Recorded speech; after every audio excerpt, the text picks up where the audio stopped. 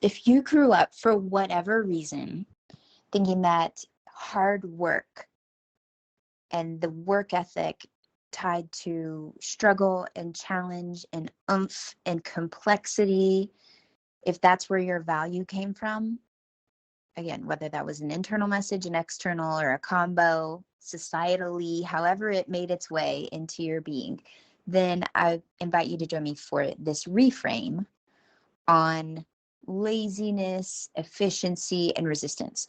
First of all, the last few years, I've been operating under the understanding that anything you can say about me is true to some degree. So I'm not trying to, I'm rubber, you're glue, deny any specific trait, action, or inaction.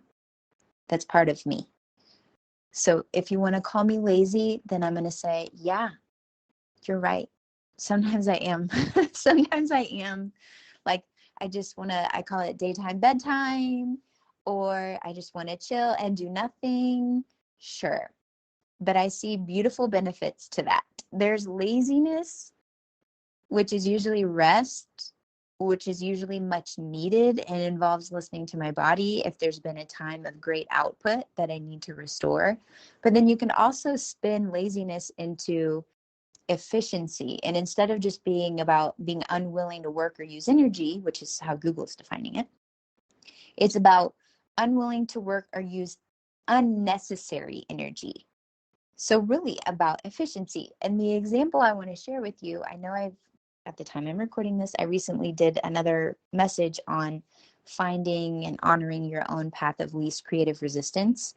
But I want to share an example with you to help really drive this point home, that it is actually costing you to make things harder for yourself, that no one's actually giving you bonus points or cookies for making things a struggle or a challenge, when you could actually, if and when you could actually choose a different path. So once upon a time, when I was 15 years old in driver's ed, doing the physical driving test, the only thing I got docked points for, and this is just so fitting, was not choosing the lane of least resistance. Meaning we were in a car, behind a car, and there was no car in the left lane, but I just stayed put in the right lane, even though that car was going a little slow, possibly under the speed limit. I don't really remember. But I know that I got a 94 on my test instead of a 100. Hashtag heartbreak. Because I didn't put the blinker on. Signal, mirror, over the shoulder, go. SMOG was the acronym. I still remember it. Because there was nobody in the left lane. I could have just scooped and gone over and then gone on our merry way. And maybe I would have made a 100, maybe not. Maybe there would have been something else. It doesn't really matter. I just realized that the other day, and I thought that is so fitting that was the thing. I was choosing to make it harder for myself and slow down. And not that there's anything inherently wrong with slow either. Like, great, you're more aware of your surroundings. You can take a look at that tree and that street sign. And, it's not to say that slow is inherently bad at all. I actually have a little nuance to add to this in just a second. But in this example, it was clearly like I'm behind a car and I could just not be behind a car. I could still be going a very similar speed, maybe 1 mile per hour more, and carry on, go on with my life. And so I'm just sharing this with you to hold up the mirror and see, is this something that you also have taken on? Like, do you think you're getting bonus points or extra points for making it harder? Do you find yourself feeling like a sense of pride, even like a little bit of superiority if it was harder for you to do something?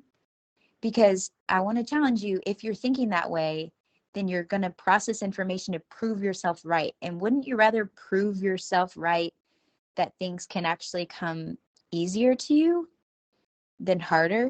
Like if you're going to prove your own theory, wouldn't you rather choose a theory that actually is more efficient and energizing than one that just adds extra bulk and resistance to your day-to-day?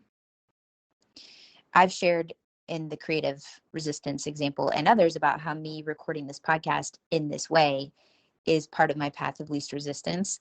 But other examples of how this would apply would be allowing yourself to be supported. If you know that you've never started a podcast, but you want to, then you decide, even if allowing yourself to be supported is Googling it and finding an article or hiring someone to walk you through it or buying a course on how to do it.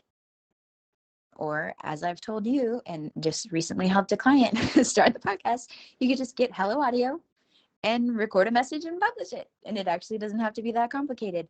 But that is an example of choosing a path of least resistance.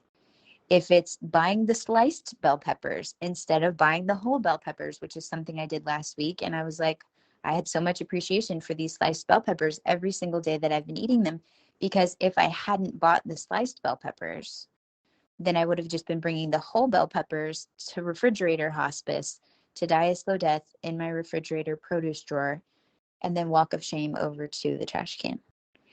So there's no shame in that game.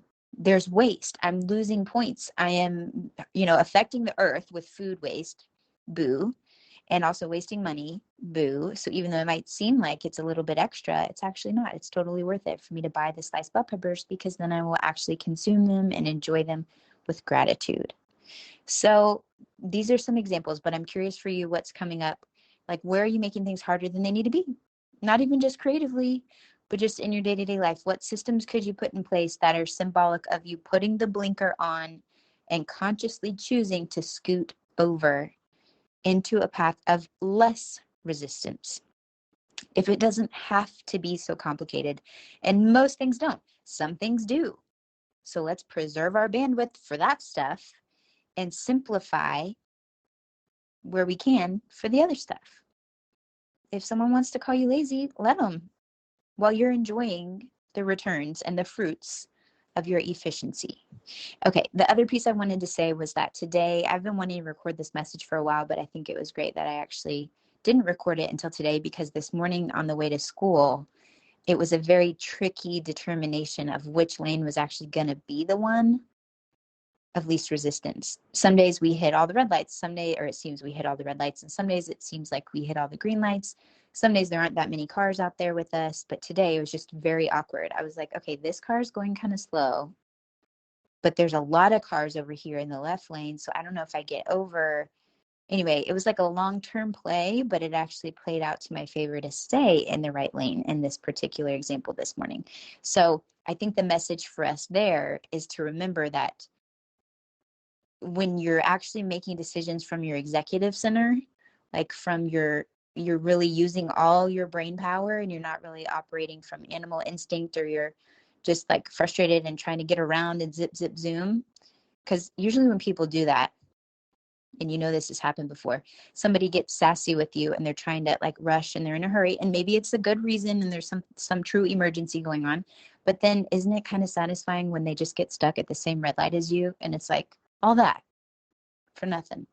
So don't be that guy, That's all I'm saying. Path of least resistance, lane of least resistance. Nobody's giving you bonus points. In fact, you're actually losing points for making things harder on yourself than they need to be. Again, some things are going to be hard. That's just life. But where you can choose to simplify, why not give yourself that gift? Let me know what comes up for you. Hit the link in the comment box, and I'll meet you back here soon. Okay, technically that was the end of the episode, but since you're still here, 1, I'd love to thank you for spending part of your day with me, and 2, I'd love to ask you if you would take 30 seconds, maybe 60, to leave a rating and review in your podcast app before you tap out today. If you've already done that, it's amazing. Please send me a screenshot so I can thank you personally, and know that sharing this episode with a friend has the same magical powers, and I deeply appreciate both. Also, in case you're listening to the end to see if I ever actually introduce myself, hi! My name is Nikki Elledge Brown. I'm the host and author of Naptime Empires and this here On Her Terms podcast. You can find me around the internet at Nikki Elledge Brown in most places, but what you may appreciate most is actually over at onherterms.com. It's what I call the insider library.